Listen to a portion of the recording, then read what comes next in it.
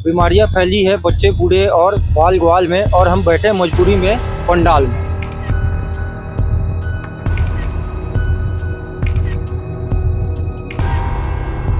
हमारे सनातन धर्म में हम लोग दशरात्र करते हैं। दशरात्र के दिन मुंडन करते हैं। मुंडन कार्यक्रम दशरात्र दिन होता है। मुंडन करवा रहे हो, 13वां दिन है आज आप लोगों के निश्चितकालीन हड़ताल का, क्या कहना चाहेंगे? बस सरकार ने जो अभी बोला कि 5 मांगों को पूरा किए करके, अगर मान लो वो 5 मांग अगर पूरा हो जाता, हमारे को आदेश मिल जाता, तो ये हालत हमारा नहीं होता। किसी के पास तो ऐसा भी है कि यहाँ आने के लिए पेट्रोल के लिए एक पैसा नहीं है। कोई अपना घर के गिरवी रख के आ रहा है, कोई मोबाइल बेच के आ रहा है, कोई सोन बेच के आ रहा है, यहाँ तक कि किसी को घर चलाने के लिए कुछ एक पैसा भी नहीं है किसी के पास। जितने भी हमारे हितग्राही हैं वो भी हमारा साथ दे रहे, बोलते हैं मैडम ये आप लोग की जायज़ मांगे हैं, जब तक आपको सरकार कुछ नहीं देती तब तक वापस मत आना। तो ये उन लोगों का भी समर्थन है हमारे ऊपर। स्वास्थ्य मंत्री जी 94 वोट से हारे थे, तो जो भी छत्तीसगढ़ में कर्मचारी हित की बात करेगा वही छत्तीसगढ़ में राज करेगा।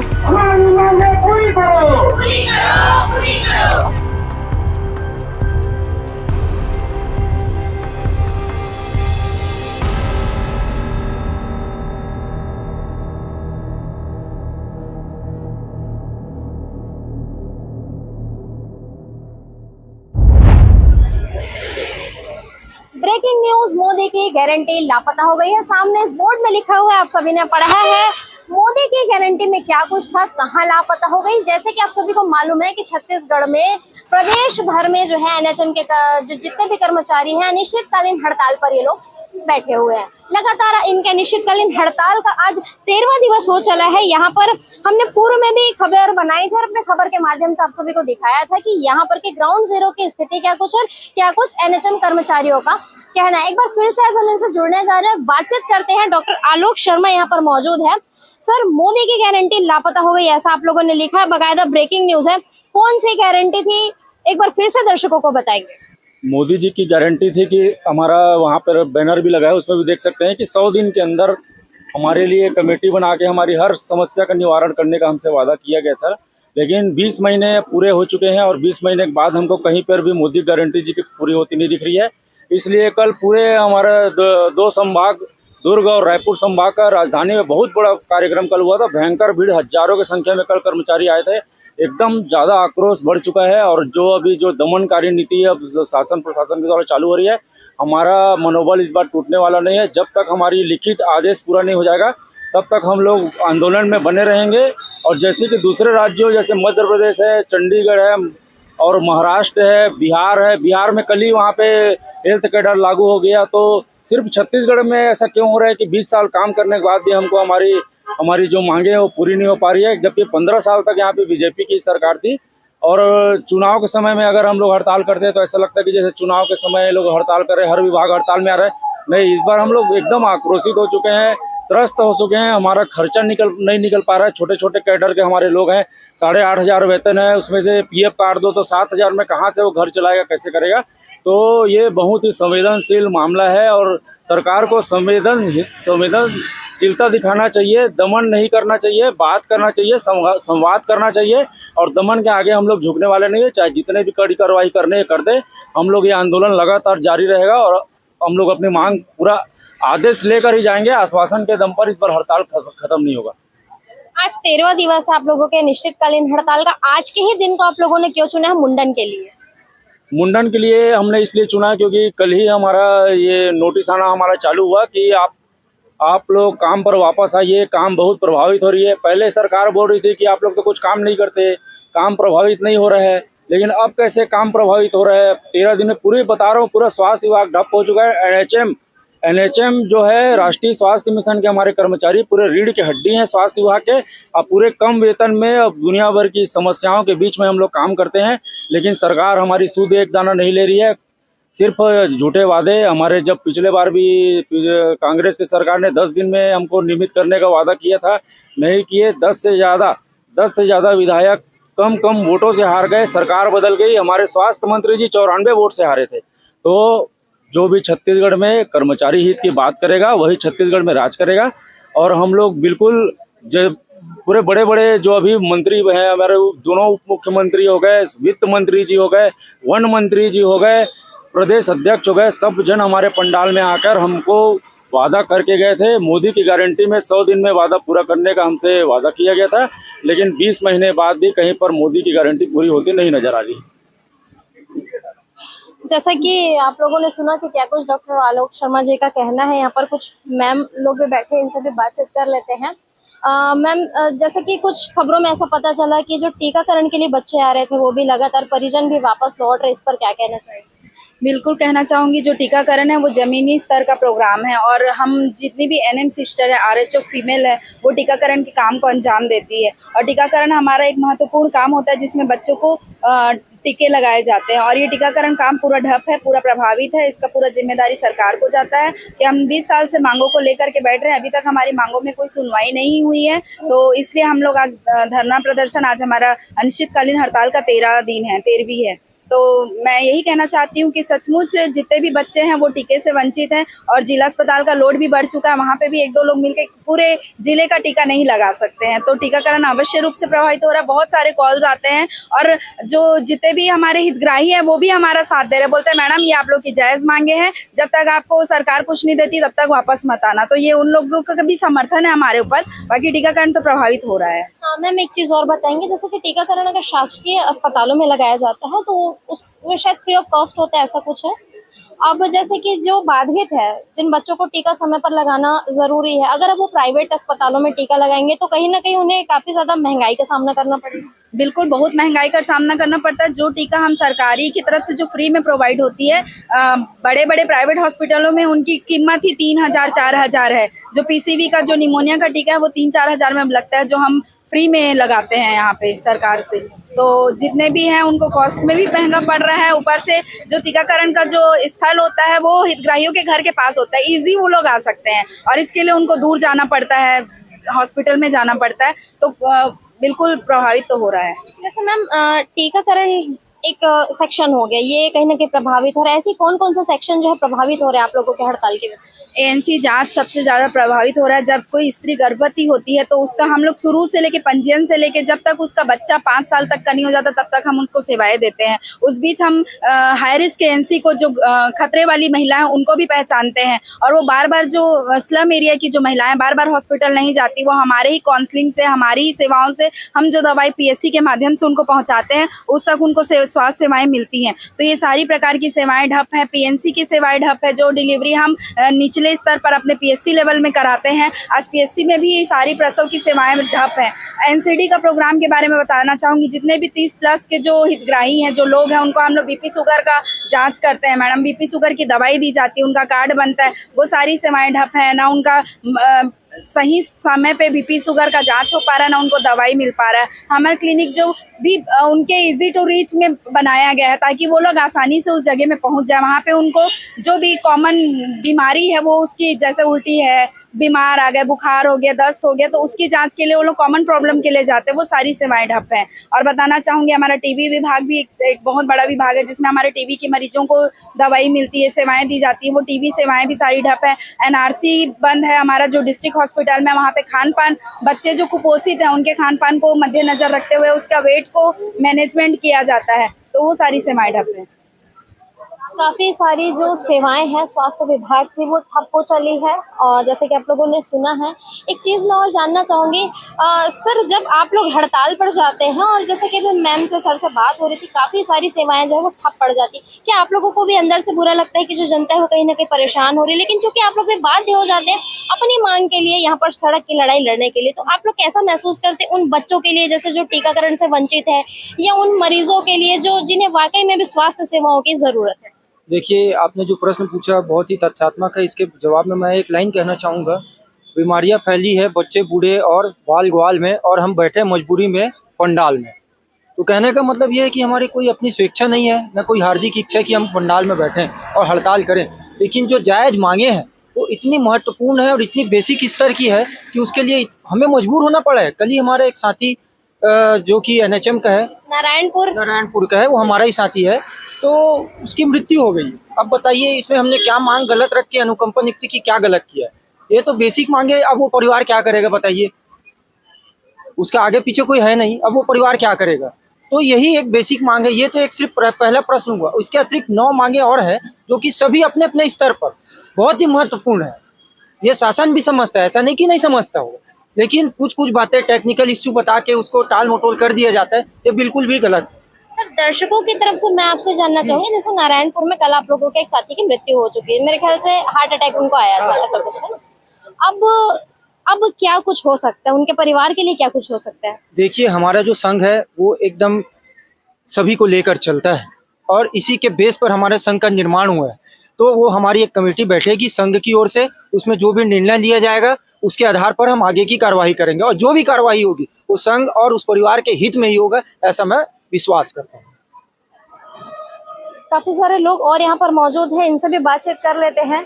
चूंकि मुंडन का कार्यक्रम भी आज यहाँ पर रखा गया है, मुंडन करवा रहे हो, 13वां दिन है आज आप लोगों के निश्चितकालीन हड़ताल का, क्या कहना चाहेंगे? बस सरकार ने जो अभी बोला कि 5 मांगों को पूरा किए करके, अगर मान लो वो 5 मांग अगर पूरा हो जाता, हमारे को आदेश मिल जाता, तो ये हालत हमारा नहीं होता।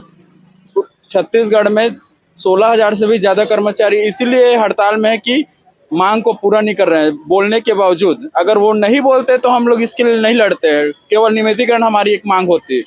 लेकिन उन्होंने खुद आके हमारे मंच में बोला गया है कि हमारी ये करेंगे वो करेंगे, ग्रेड पे पहले से लागू है फिर भी उसे नहीं दे पा रहे हैं उन लोग। एक लेटर भी है हमारे पास जिसमें दिया गया है अभी तक हमारे, और अभी बोल रहे हैं कि 5 मांग पूरा, अगर एक कल आदेश दे दे हम लोग पूरा छत्तीसगढ़ में पूरा 5 मांग के आने पे हड़ताल खत्म कर देंगे कल ही के कल। बस वही है, हमारी मांगों के पूरा नहीं कर रहे इसलिए हो रहे हैं सब। आप तो अभी अभी मुंडन करवाए थे लग रहा है, उसके बावजूद आज आप तत्पर हैं। मैं अवगत कराना चाहूँगा मैडम आपको इस मीडिया के माध्यम से कि ये दमनकारी जो नीति है, हमारे आज हड़ताल का 13वें दिन होने के बावजूद भी इस तरह से जो लेटर निकाला गया है हमारे अधिकारियों के द्वारा कि मानव संसाधन नीति नियमानुसार 2018 के नियमानुसार सेवा समाप्ति की कार्यवाही करेंगे करके, उसके खिलाफ और उसके विपक्ष में हम लोग ये मुंडन का आज कार्यक्रम किए हैं और ये रवैया बिल्कुल हम लोगों को नहीं भाया, इसलिए हम लोगों ने आज ये मुंडन का कार्यक्रम में सम्मिलित हुए हैं। सनातन धर्म में ही मुंडन का कार्यक्रम जो है वो किया जाता है और शनिवार के दिन को खास करके सनातन धर्म में बैन किया गया कि इस दिन मुंडन कार्य नहीं किया जाता, छौर कर्म नहीं करते, फिर भी आज आप लोग छौर कर्म करवा रहे हैं। ये सब ना ओपी चौधरी है, अरुण साव है, सब हमारे स्टेट में आके बोले गए थे कि आप लोग का नियमितीकरण करेंगे हमारी सरकार आने पे। और आज इतना दिन हो गया, 12-13 दिन हो गया है, उसके बाद भी कोई सवाल कोई जवाब नहीं है उनके पास। हम लोग के पास इतना सवाल, इतना लेटर 170 बार जाके दे चुके हैं उनके पास, और उसके बाद मीडिया में आके बोलते हैं कि हमारा 5% पूरा कर दिए हैं, कि ये बोलते हैं कि 27% दे चुके हैं। इसमें का एक भी पत्र हम लोग के लिए जारी नहीं हुआ है, कोई हिसाब से कुछ भी जारी नहीं हुआ है। ये लेटर भेज दिया गया कि इन लोग को नौकरी से बहिष्कार करना चाहिए, उसके मुताबिक उनके खिलाफ में हम लोग आगे उनके पास मुंडन हो रहे हैं। तो उनको बताना चाह रहे हैं कि आप लोग ये देखिए, हम लोग आपके ये जितने भी आप हमारे लिए किए हो उसके लिए हम लोग आपके साथ मुंडन होकर बता रहे हैं हम लोग कि हमारे पास कुछ नहीं है, हमारे कुछ करने के लिए। किसी के पास तो ऐसा भी है कि यहाँ आने के लिए पेट्रोल के लिए एक पैसा नहीं है, कोई अपना घर के गिरवी रख के आ रहा है, कोई मोबाइल बेच के आ रहा है, कोई सोन बेच के आ रहा है, यहाँ तक कि किसी को घर चलाने के लिए कुछ एक पैसा भी नहीं है किसी के पास भी। सर, आप लोगों ने काफी सारे अनोखे जो है कार्यों को किया ताकि सरकार का ध्यान जो है आप लोग आकर्षण कर सके। खून से भी अपनी बातें लिखने की कोशिश की, गाना गाया, और जैसा आज मुंडन का आप लोग कर रहे हो, जैसे कि मैंने फिर से मैं कहना चाहूंगी कि शनिवार के दिन, चूंकि सनातन धर्म की परंपरा है मुंडन कराने की, और शनिवार के दिन भी आज आप लोगों को इस प्रकार की चीजें करनी पड़ रही, इस पर क्या कहना चाहिए? हाँ मैडम, जैसे हमारे सनातन धर्म में हम लोग दशगात्र करते हैं, दशगात्र के दिन मुंडन करते हैं, मुंडन कार्यक्रम दशगात्र दिन होता है, लेकिन आज 13वां दिन है। और जैसे हम लोग कल तूता विधारण स्थल पर गए थे, तो हमारे जो प्रांताध्यक्ष महोदय हैं, प्रांताध्यक्ष महोदय के द्वारा बोला गया था कि आज 13वीं है तो 13वीं मनाना है, और उनके निर्देशानुसार ही हम लोग, प्रांतीय टीम के जो निर्देशानुसार ही आज हम लोग सभी जिलों में मुंडन संस्कार कर रहे हैं। और भी अन्य जिले हैं जहाँ पे आज मुंडन संस्कार की कार्यक्रम किए हैं। तो उसी के अनुरूप हम लोग प्रांताध्यक्ष की टीम के अनुसार ही आज मुंडन कार्यक्रम संस्कार हम लोग शनिवार के दिन है, शनिवार का दिन भी हम लोग कर रहे हैं, ताकि हमारा बात जो है लगे सनातन धर्मी है हम लोग भी। और जैसे कि अभी बीजेपी की सरकार है, बीजेपी की सरकार तो कहती है कि हम लोग सनातनी हैं, सनातन धर्म वाले हैं, लेकिन इस माध्यम से, मीडिया के माध्यम से बोलना चाहूँगा कि हमारी बात को सुने और हम लोग भी वैसे ही उनके अनुरूप, उनके ही बच्चे हैं और सनातनी हैं हम लोग भी, तो हमारे बात को प्रमुखता से ले और हमारी मांगों को पूरा करें। सर कहाँ से आप आए हुए हैं आज? मैं कांकेर जिले के सुदूर क्षेत्र है पखांजूर, ऐसी जगह जहाँ छत्तीसगढ़ खत्म हो जाता है और महाराष्ट्र का गढ़चिरौली जिला लगता है, वहाँ पदस्थ हूँ।